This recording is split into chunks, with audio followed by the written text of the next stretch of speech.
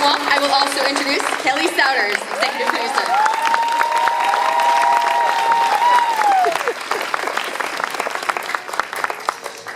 All right, so you want to comment on anything that just happened up there?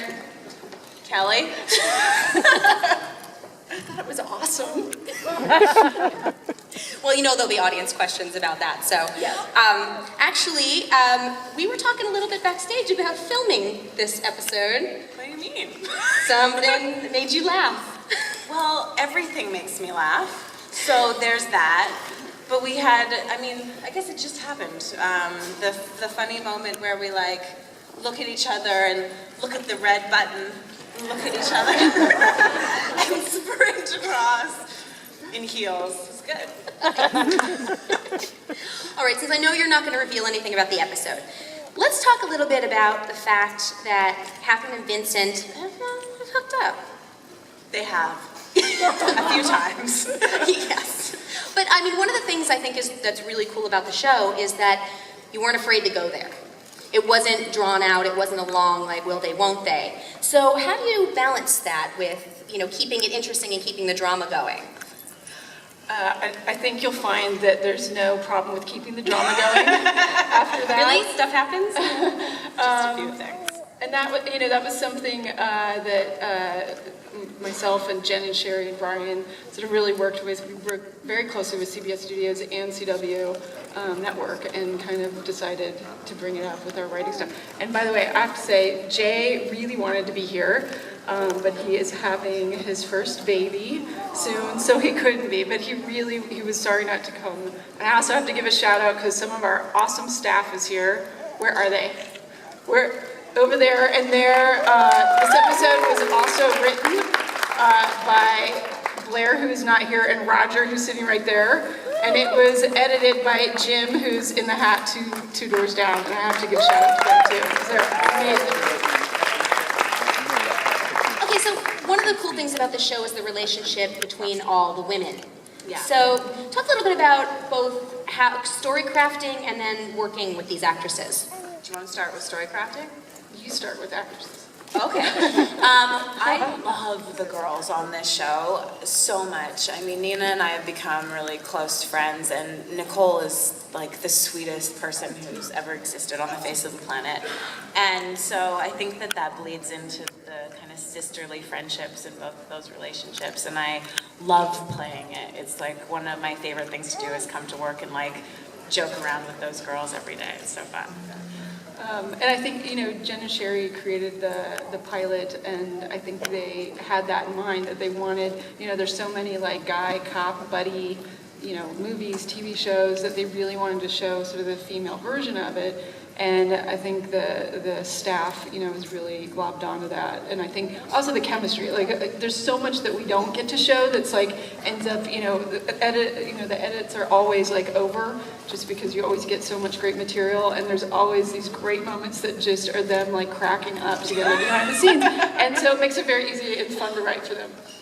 Yeah, speaking of that, I had a lot of people ask questions on Twitter, and a lot of them were about how goofy you guys get on set. I don't think it's a secret any longer how goofy we all are.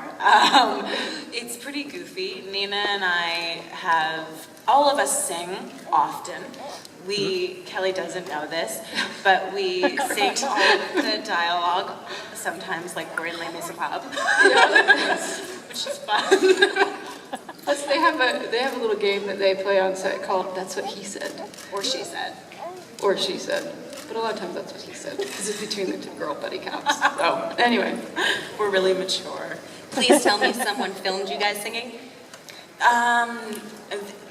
In outtakes. I don't know. I don't think anyone's really filmed it. That's sad for me. Okay, so talk a little bit about doing the stunts, because you have a lot of physicality in this show that's pretty intense. It's fun. I was just, what day is it?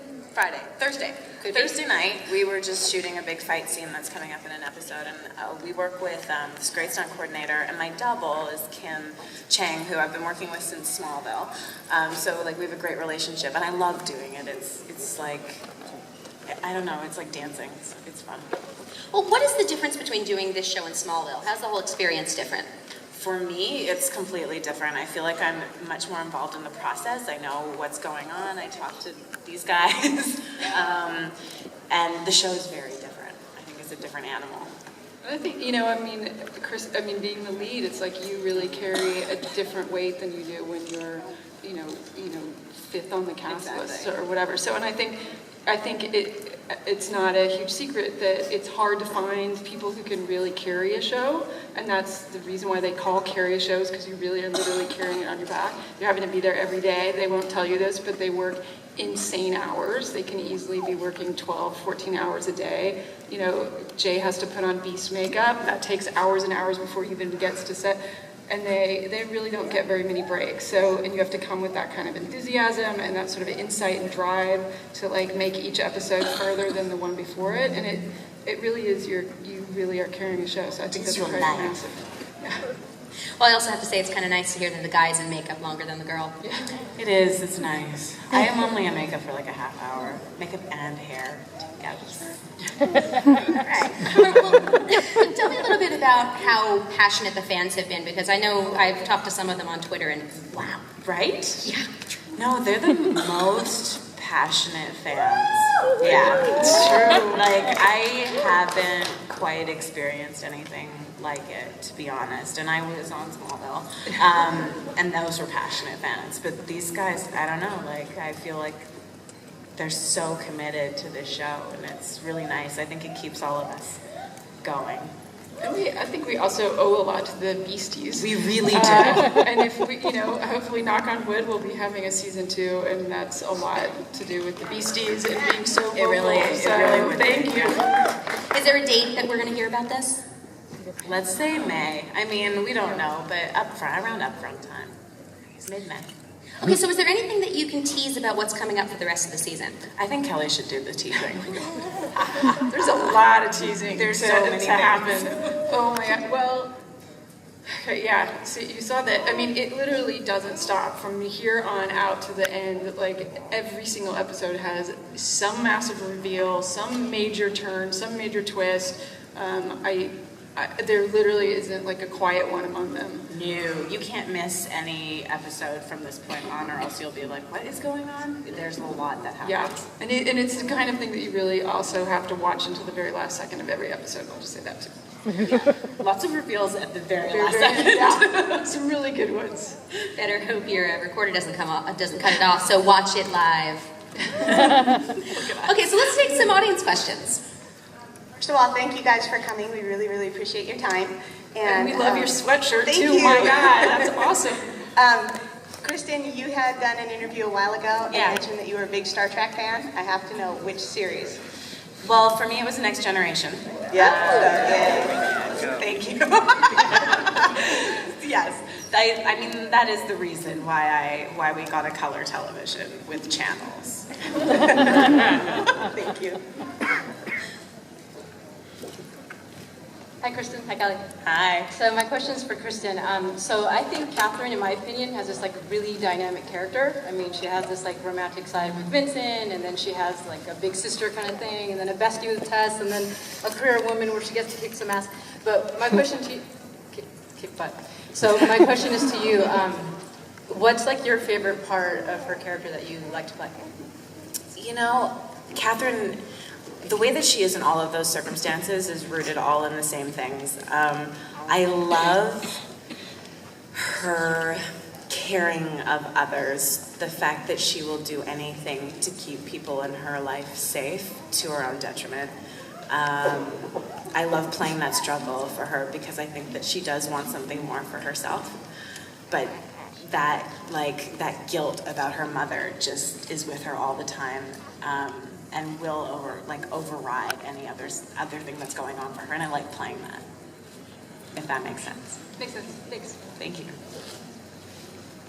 I think it's awesome that the show has acknowledged the fact that you're Asian. Yes. And just for the heck of being Asian, you're not like Karate Woman or doing it like Nikita or something. I think it's amazing. Whose decision was it to make your mother Asian and your sister Asian? And what nationality are you? Okay, I think that it was just the way it was when we started, knowing that I'm half Asian. We went with her being half Asian, which is not always what's happened in my career. And then Nicole is half Asian, different. She's half Filipino and I'm half Chinese, to be specific. I mean, I could be more specific, but that's as specific as I'll be. I really like that too. I think it just feels honest. I love, it's one of my favorite things about the show is that everyone's kind of a mutt, and it's not a whitey show at all, which is so great.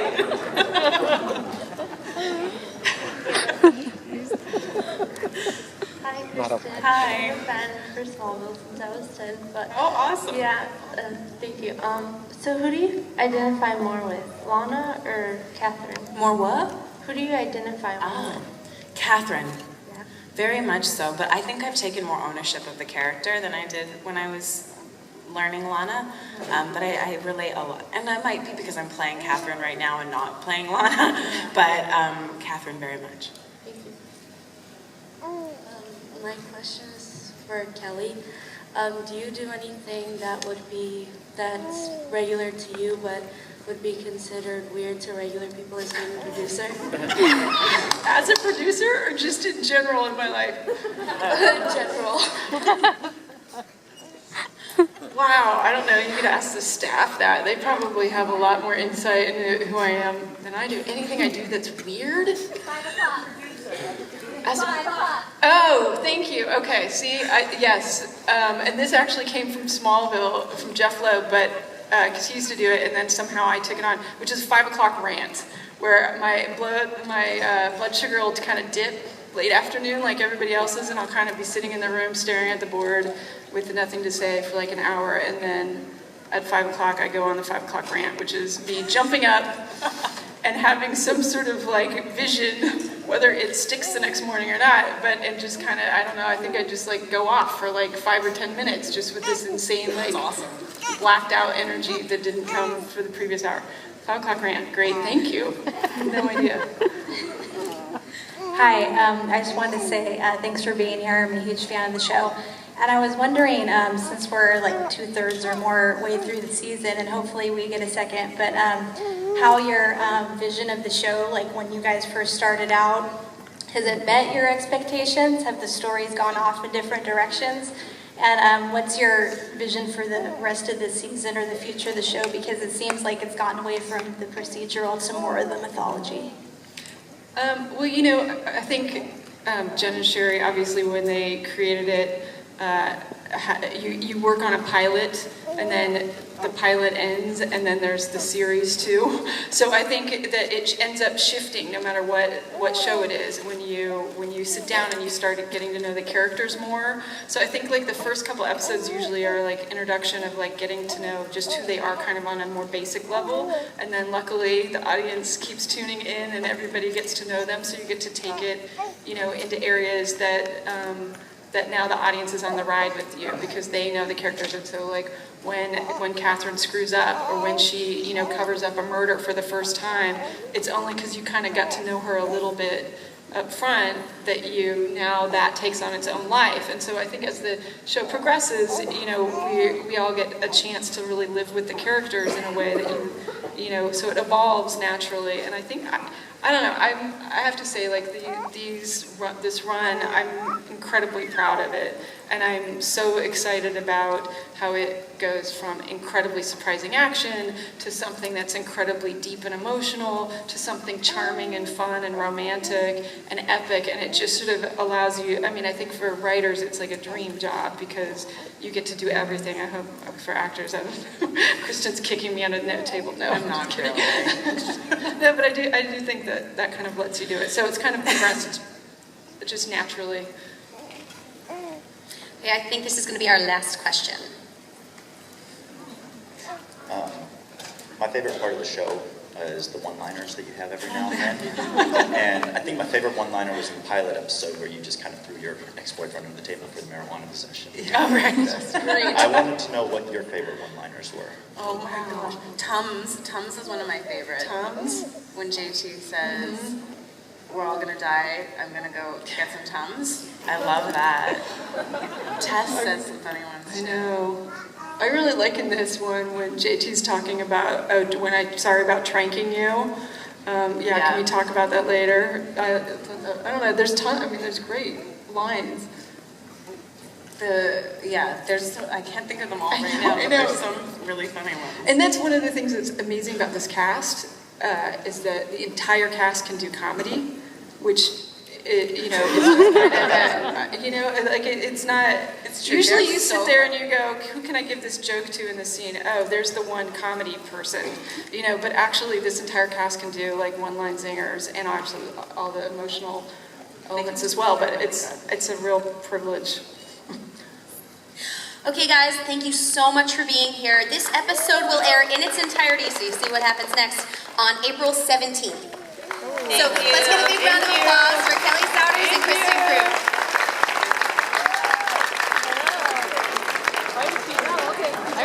Oh, jeez.